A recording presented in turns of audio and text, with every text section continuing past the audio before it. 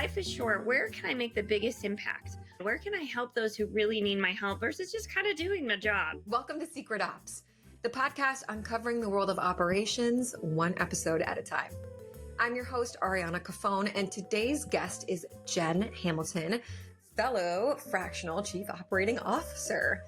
The super neat part about Jen's mission, not only in business, but just in life, is about mentoring others. And so she has founded the Fractional COO Collective. We talk about what it's like being a Fractional Chief Operating Officer, things to think about, and also our unique ways of approaching operations. So if you are interested in being a Fractional COO, this is for you. My question to you is, why do you think this is a thing all of a sudden? Like, I do not remember this being such a thing, but I'm constantly asked about it. I have one-on-ones with people that want to know. Where do you think that is coming from? What I notice is that the fractional space has been around for a while, but not the ops part of it. I was actually talking to attorney turned fractional COO yesterday, and he was a general counsel for a lot of clients.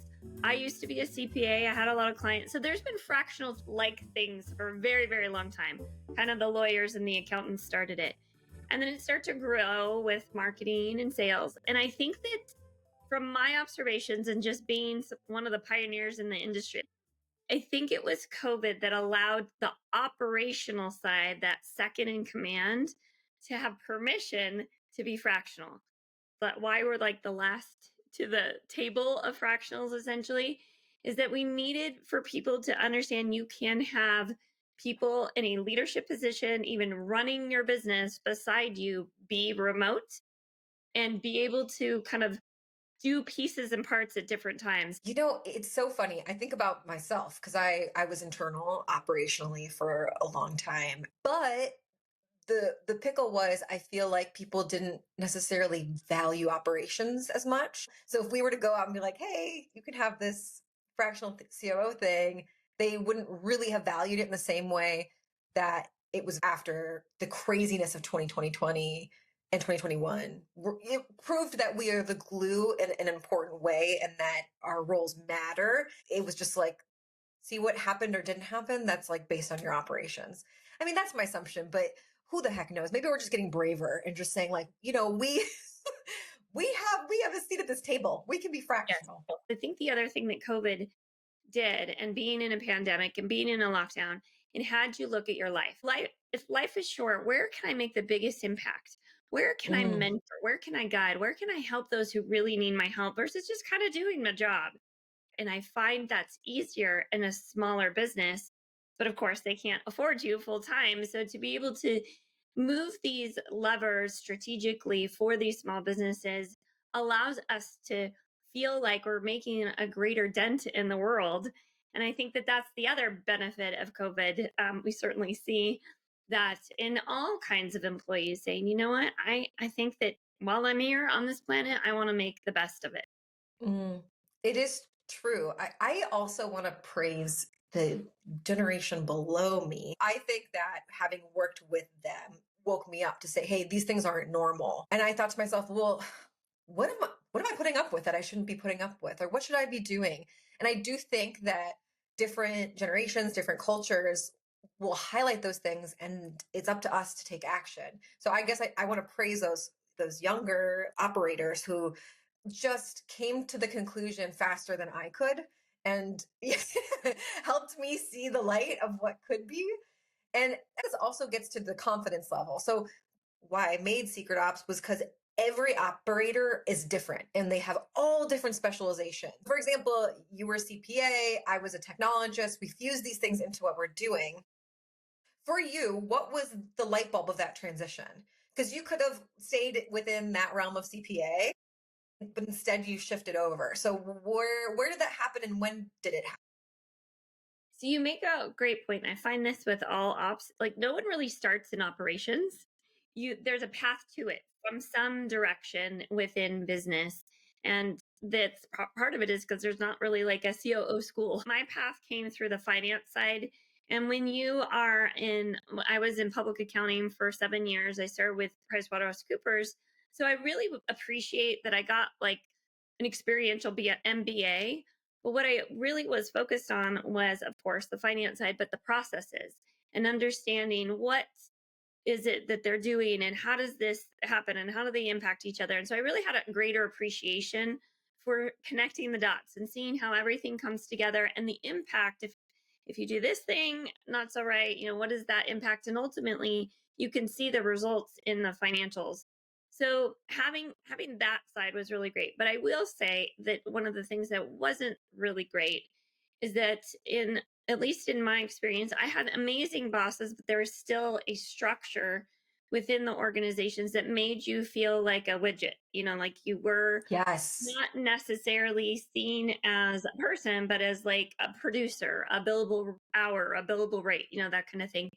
And so to kind of combat that, I started doing professional development, leadership development all on my own.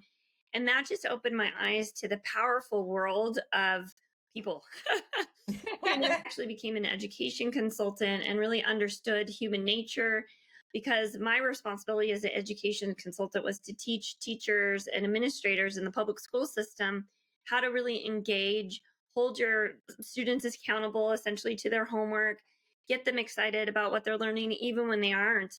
And so doing that for 7 years really helped me learn the people side of it. And when I went out on my own to do consulting, I combined it. I combined the systems and the human side. And that really is what operations is. So it just became evolving into, I sort of, like many others, woke up one day and said, oh, this thing I've been doing is called Fractional COO. I've been doing it for a while.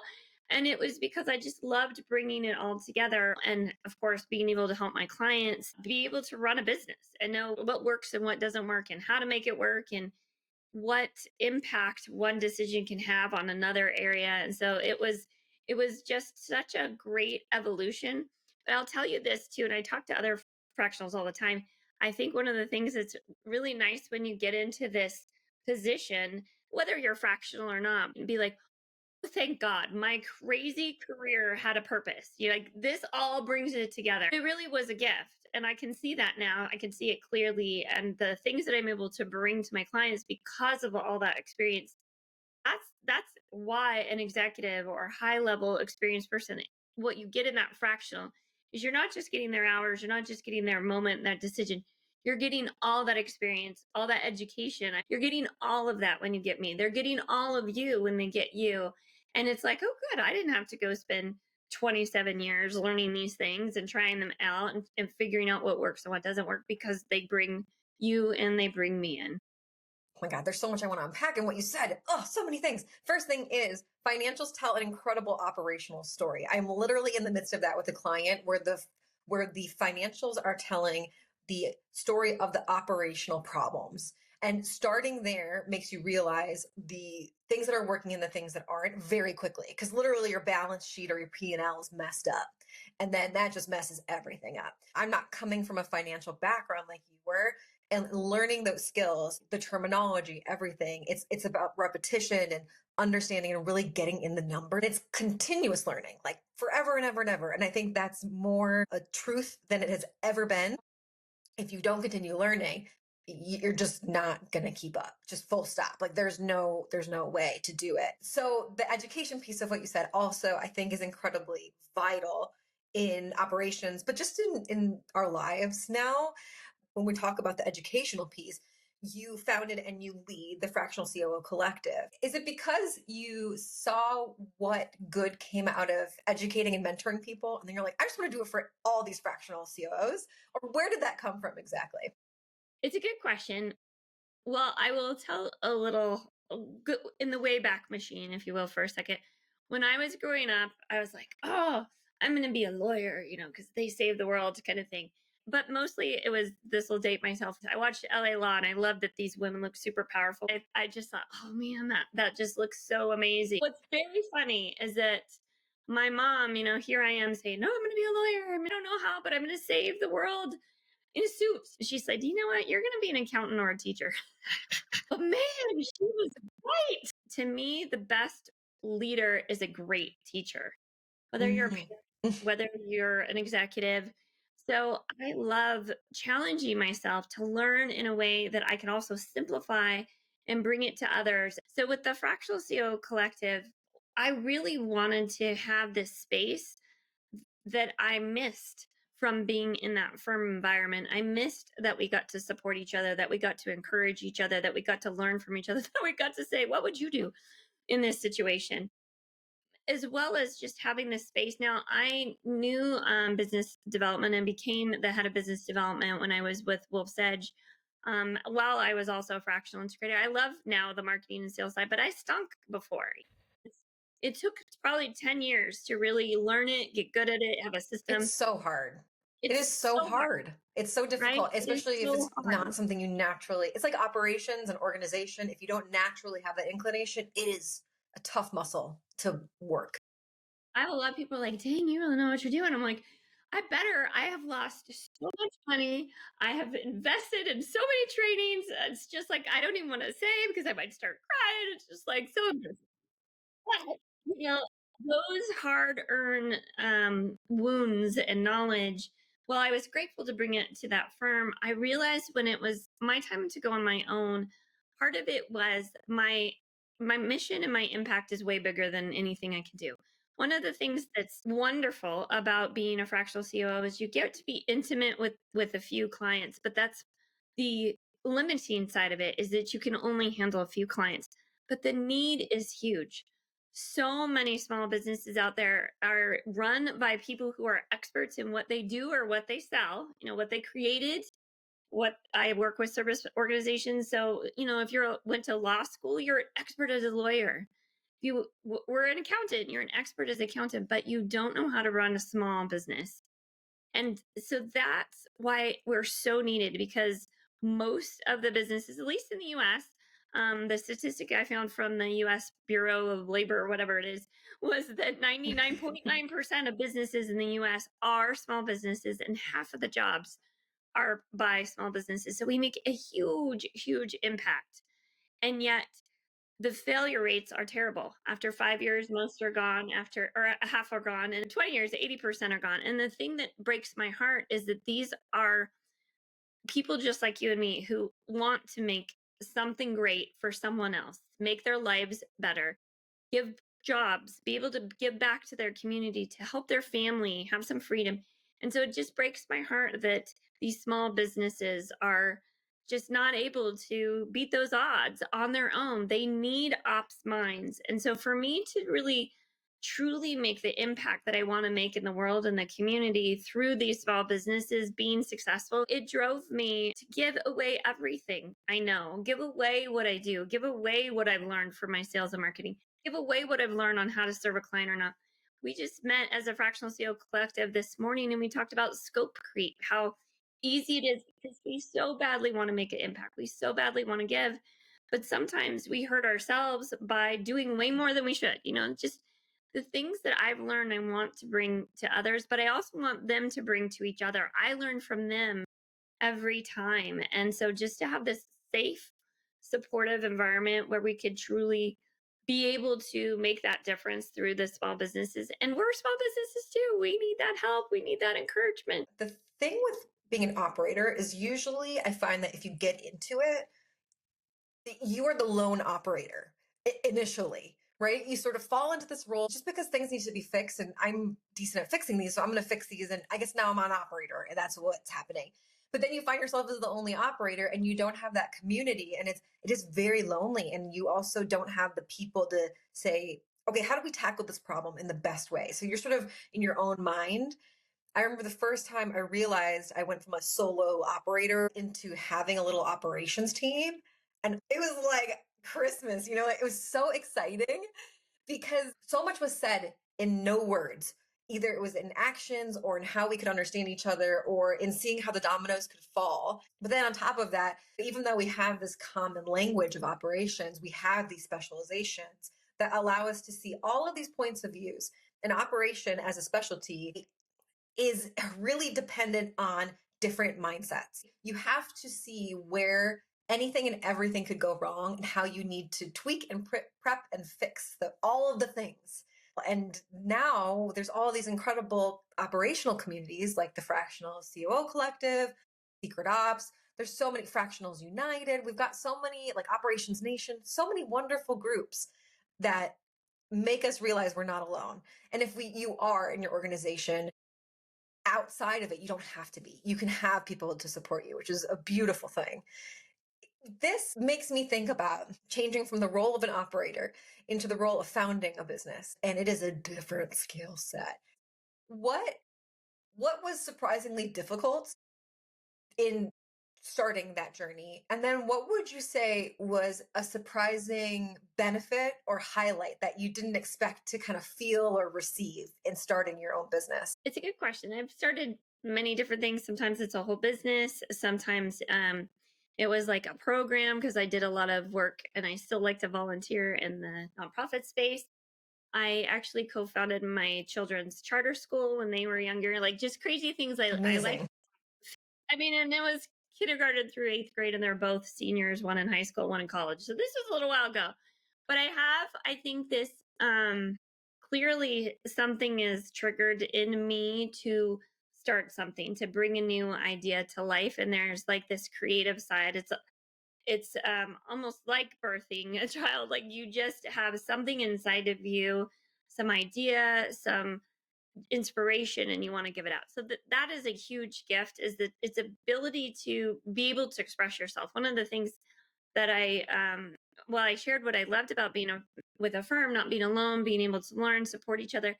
I was limited because I'm not the founder when I'm in a part of a team, in being able to express my vision, to be able to express that inside of me that wants to create something we haven't done before if it doesn't fit that organization. And so there's this gorgeous way of being innovative, creative, some freedom to be able to create when it's your own thing. And then there's the reality. As much as I wonderful and so delightful, and it's very fulfilling.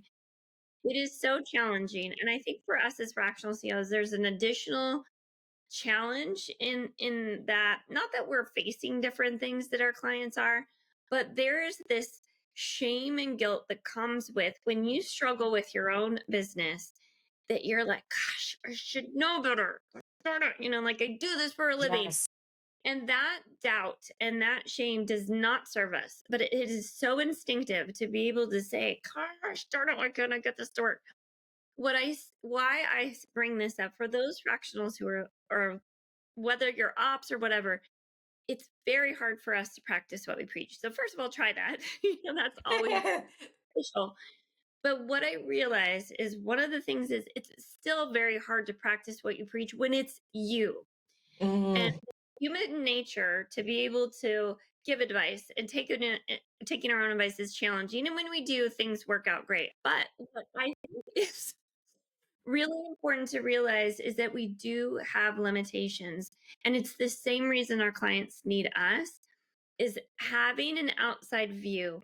So one of the things I did is I brought in my own fractional COO. So that's a better way for me to practice what I preach, is realizing it's very hard for us to be experts as second in command and be first in command. So while most of our clients need us to be there, they're the visionaries, they're able to be creative, or they have like the service, the product that they love, and they need us to bring business acumen. We have the business acumen. And I fell into this trap. I was overly operating myself. Like I was bringing my gifts of process, and I didn't have enough to process. Like again, that's where I started to realize, if I don't get clients, all these processes are great, but who's going to use them? So to have another fractional CEO, whether it's only part-time as part of a collective, or whether you really bring someone on, that person lets you be the first in command, lets you be the visionary, encourages you to let go of the things you shouldn't be doing, because now you are in a foreign territory, which is the founder, a foreign area, which is entrepreneur, visionary. You are safe and comfy in the outside, and you will systematize and process and data yourself to death, but not actually do the work you need to do. And that's again where we come in to help each other. Interestingly enough, I have met other operators who are also founders of their own business. And it's hilarious because exactly your journey is, I think, the journey that we all go through in our own way, which is like, we have the freedom to be the visionary, the first in charge. Yes, finally. And then we do all the things that we're good at. And then, oh, that thing that I'm not good at, that is a requirement of this new visionary role, I have to learn how to do that thing. And then you fall on your face a lot until you realize that being a visionary and figuring out how to do that is its own new skill set. And that even your operational skill sets don't apply. I would say, I mean, like, it applies, but not as much as you think it would. Like, for example, I have to figure out, okay, like secret ops, how do I make this thing engaging for people who don't care about this? That's like a wicked problem that I have to really dive into, and it uses an entirely different part of my brain than my operational brain. And my operational muscle is so strong. I've been working it for years, like, but my visionary brain, I never really let kind of run wild and figure out what it wants to be. So once you have that vessel to do that, I found it very humbling. And I also realized I gave, founders and CEOs, now having walked that path in my own way, man, I give them a ton of credit. It's really hard. And it is a thankless job, because if it's going well, great. But if it's not going well, you have to be the one that makes all the hard calls. You are the one that has to do all the hard things. Now, I want to end on one last question, which is, operations is a part of our DNA. We can't help ourselves. We were talking about how it affects things in our personal life. What is one thing that you have brought the operational mindset to in your personal life that has really surprised you, or really sparked like a creativity in a new way? Oh gosh. Well, I kind of shared with you where I love to spend time when I'm not with my family is volunteering and giving back in the community. So that's a very creative side of it, and it's been such a gift. And what I will say is a not so creative side, and this is sort of like embarrassing, but such an ops geek, you can totally tell. One of the greatest gifts that I brought to my personal life is like data and routines and processes. And I resisted that at first in my own personal life, but by tracking things that are important to me, like right now, I had gotten to a bad habit of not going to sleep soon enough. And so I started tracking my hours of sleep. And once you have that awareness and making these changes, all of that is maybe sounds a little too geeky to your personal life, but I will tell you the health, the well-being, my vitality, and then of course also just even things like stopping at 5:30, going for a walk with my husband and my dog, and more connection. We have more vibrancy and health in our relationship. Those to me, that's those little operational things that have made the biggest difference in my life. And while they may not be sexy and exciting, they are what makes life work. The ritual of habits is so important, and getting that flow is so vital. So I had a baby, and all processes, right? They're like out the, like, all habits, all processes are out of the window. I find that this is a conflict of parenthood, which is, I am desperately always trying to find a pattern that we can relax into. And a baby does not have patterns in the same way that we want it to.